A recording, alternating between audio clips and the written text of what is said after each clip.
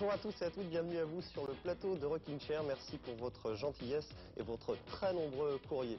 Aujourd'hui, j'ai le plaisir d'accueillir une dame qui en 1980 fut très connue grâce à un tube. En 1984, elle sort un très bel album, ça s'appelle Les Trottoirs de l'éternité. Cette émission lui est principalement consacrée, elle s'appelle Valérie Lagrange. Restez avec nous durant une demi-heure sur FR3.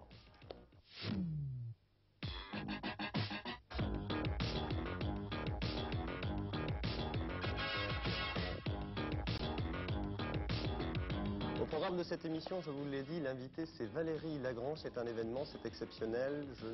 Ça va les mots?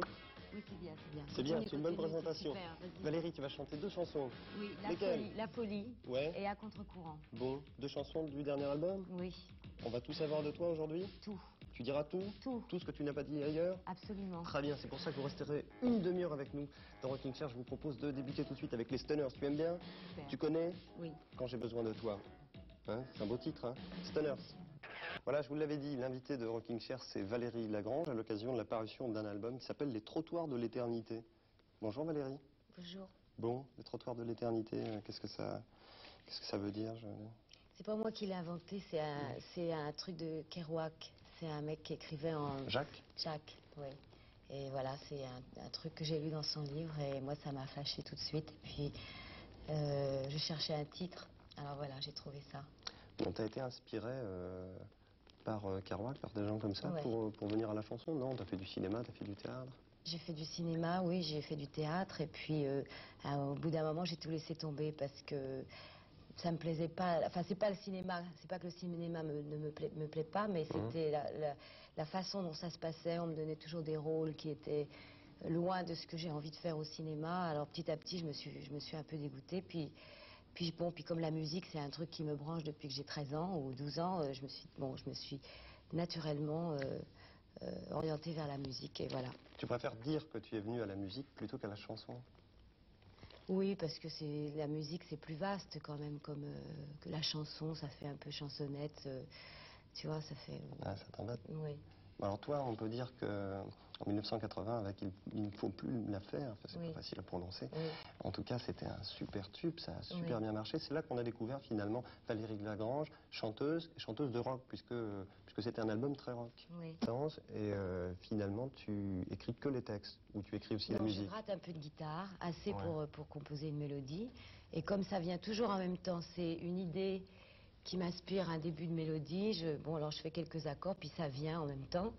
Et puis après, je fais écouter ça à Yann, qui est quelqu'un avec qui je travaille depuis 12 ans, avec qui je vis, avec qui je fais des tournées. C'est pas ce monsieur-là qui est lui, oui. au recto de ton album? Oui, oui, oui. Ah, bah, Et je sais tout, tu vois, en fait. Hein. Oui, lui, c'est un vrai musicien. Lui, il joue la basse, il joue des claviers, il joue de la guitare. Et c'est lui qui fait tous les arrangements, qui trouve les lignes de basse, les riffs de clavier, de guitare et tout. Alors ce monsieur, il a un parcours musical important? On peut en parler aussi un peu? Lui, il a commencé à jouer dans des groupes de rock quand il avait 12 ans. Ah bon? Oui. Et cette rencontre, elle a été déterminante pour ta carrière? S'il n'y avait pas eu lui, il n'y aurait sans doute pas eu de... Enfin, on ne peut jamais savoir, mais enfin, ça aurait été plus compliqué parce que moi, je suis quelqu'un de très éparpillé. J'ai toujours voulu faire plein de trucs en même temps. Je suis sur un pied sur l'autre et lui, il a un peu rassemblé les bouts et ça, je crois que c'est grâce à lui qu'on a réussi à faire des trucs. Comme un certain nombre de gens, de t'éparpiller. Bon, t'as fait du cinéma, du théâtre, de la chanson. Tu sais, je suis poisson gémeaux. Alors, poisson, ils sont deux, gémeaux, ils sont deux. Alors, ça fait 4, ça fait beaucoup de monde. Et c'est pour ça que jamais personne n'est d'accord entre eux. Alors, c'est compliqué. C'est plutôt bien d'être poisson gémeaux? Je sais pas si c'est bien, c'est tombé comme ça pour moi. Je fais ce que je peux avec. Tu écris justement à ce propos dans tes textes? À propos des signes astrologiques? Ouais, des signes ou des choses qui n'intéresseraient peut-être pas a priori le rock ou quelque chose qui ait à voir avec, mais bien la vie en général. Je sais pas, moi je parle de ce qui m'intéresse. C'est quoi ce qui t'intéresse, Valérie? C'est-à-dire, je parle pas de ce qui m'intéresse. Je parle de ce que je vis, de ce que je ressens à longueur de journée. Et les choses pour lesquelles je suis pas d'accord, qui me font craquer, qui me font flipper, qui me font mal. Et bon, si tu veux, c'est comme une espèce de psychanalyse à travers les disques. Et aussi de dire ce que je ressens qui va pas, parce que je sais ce qui peut aller. Je sais ce qui devrait être. Je te sens révoltée. Ah oui, complètement. J'ai toujours été comme ça et je le serai toujours parce que tant que ça fonctionnera pas comme je sais qu'il faudrait que ça fonctionne, de toute façon, je sais que je serais morte avant, j'aurais pas changé le monde. Je sais que c'est pas moi qui vais le changer, mais au moins, moi, je dis ce que j'ai à dire, et puis un point à la ligne. J'ai compris les textes de Bob Dylan en 66, 67, ça m'a fait exploser la tête. Je veux dire, d'entendre ce qu'il disait, je me disais, c'est pas possible, ce mec, il écrit, mais c'est exactement ça qu'il faut dire.